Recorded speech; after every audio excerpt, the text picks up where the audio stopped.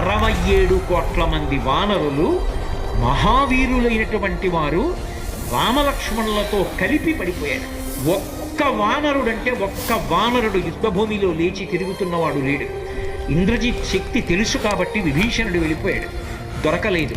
స్వామి హనుమ ఏ అస్త్రము చేత బంధింపబడరు కాబట్టి హనుమ ఒక్కరే ఉన్నారు.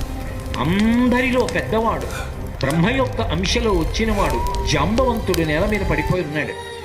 విభీషణుడు కాగడా పట్టుకుని అడిగాడు, తాతా కుశలమేనా అని అడిగాడు. వానరులలో శ్రేష్ఠుడైన హనుమ బ్రతికి ఉన్నారా అని అడిగాడు జాంబవంతుడు. విభీషణుడు అన్నాడు, తాత నువ్వు అడగవలసినది రామలక్ష్మణులు కుశలముగా ఉన్నారా అని అడగాలి.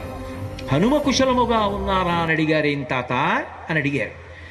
మొత్తం వానరులు రామలక్ష్మణులతో కలిసి పడిపోయినా కూడా నష్టం లేదు. హనుమ ఒక్కరు బ్రతికి ఉంటే మళ్ళీ అందరూ బ్రతుకుతారు.